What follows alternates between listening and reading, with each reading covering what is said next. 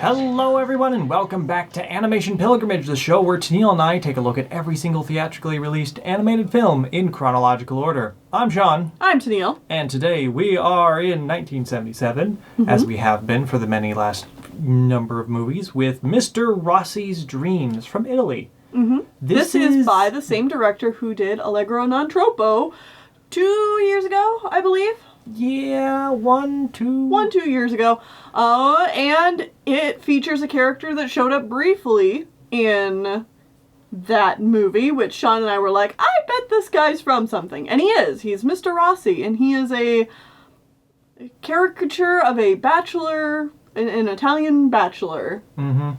He's appeared in a lot of shorts and stuff, and 3 movies, and this is the second one. Yes, but this is the first one that Sean and I have been able to get our hands on. Yes, well, I mean, since then, someone found the first one for us. Oh, lovely. Yeah, so we'll be able to go back and watch it.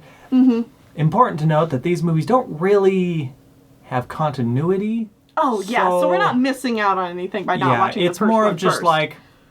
At least I assume so. Yeah. Unless he and his dog get married in the first one that I don't... Spoilers. So, yes, this is the story of an unresponsive man and his resentful stay-at-home husband. I mean, dog. Because that's what happens. That's the framing device for a whole bunch of just random shorts where Mr. Rossi pretends to be... Yeah, okay. A bunch of things. Yeah, we should talk about this movie in the context that it wants us to take it in. First, before we confuse everyone with how we interpreted it. Yes. Okay, so Mr. Rossi comes home for the weekend after working his day job, and all the other guys are like, oh man, I've got to do this with my wife. My wife wants to go do this, blah, blah, blah. And he's like, oh, good thing I'm an independent bachelor.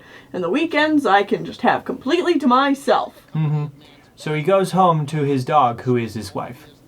Yeah. Because his dog nags him, his dog cleans the house, the dog says he never does anything around the house. All he does is sit around and sleep or dream and stuff, and that's what most of the movie is him dreaming up various scenarios where he's Tarzan, except not Tarzan in the English version because it's copyright, but he was definitely Tarzan in the original. Because Tarzan is just written on the walls and stuff. An astronaut, a movie star, Zorro, Sherlock Holmes, and Aladdin, or at least 1001 Nights because he gets a genie. Yeah. And he just kind of, there might be others, I don't remember, but like they do jokes of him doing things. He falls asleep and he has a dream where he's one of these characters of the time and shenanigans happens. That's really it. And then the rest of the movie is just boy, I hate my wife jokes. Yep. Like it's boomer humor. It's just boomer humor over and over and over again. Like, man, I hate being married. Yeah. Then why are you married? Why do you have a dog? Well, okay, see, now here's where we throw our own interpretation of this movie in. Because he's not married. He just has a dog that talks has a dog and is intelligent. That talks, acts like a human, does all of his dishes, is basically a housewife. But the dog is a boy. And the dog is also, if he goes outside, is immediately discriminated against. And picked up by the police. And then thrown into a labor camp. Yeah. So, it's obviously a dog, but the movie frames it as though he is a minority homosexual character that is married to the main character. And that's not okay. Well, okay. I guess that's not necessarily true, but like... The thing is that this movie obviously intentionally is going for the whole, I hate my wife shtick. That's like the boomer humor we're talking about.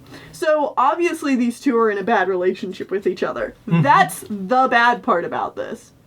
The unfortunate thing is that due to the passage of time, this has taken a whole completely new context that you cannot unsee. Yeah, it's like, oh yeah, no, your husband who you resent and hate is a minority. Not even husband. Like, they're just gay partners. Yeah.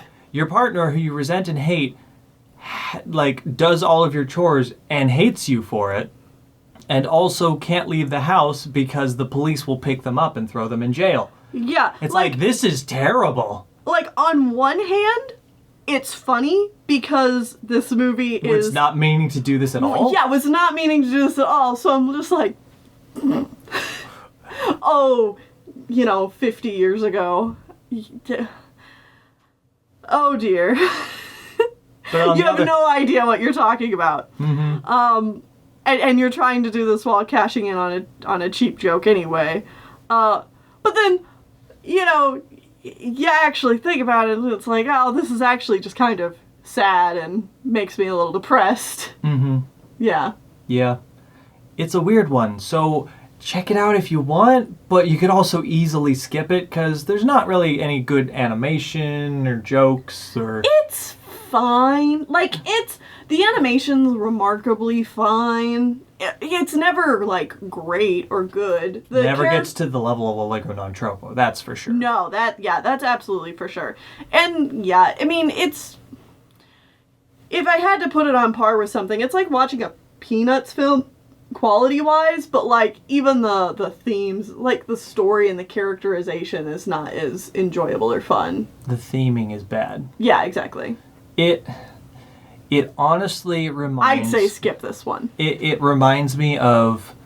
It's trying to fit into the same camp as The Simpsons or Family Guy, where it's taking the status quo, but then just throwing jokes at it, and it's not as raunchy or terrible. Yeah, but, like, the I hate my wife jokes are, like, the edgy humor of the day. Mm-hmm. And not even edgy, because, like, everybody was making them, so they're, like, the least edgy thing possible. Yep. But, like, that's also true of Family Guy 99% of the time, too. Oh, yeah. Yeah. So. That's why I would say it skews closer to The Simpsons, or just... It's not trying to be heartwarming, it's just trying to be haha funny. Yeah, it's a comedy, but, like, the joke is so old. And also, like, low-tier comedy type of thing. Well, that was disappointing. Yep. Anyway, next time we're going to Japan, and we're watching a big one. A big one. Just, people know this. Yamato! No, if you do it, you need to do the whole thing. Uchu no Senkan Yamato! There you go. Space Battleship Yamato. Here we go.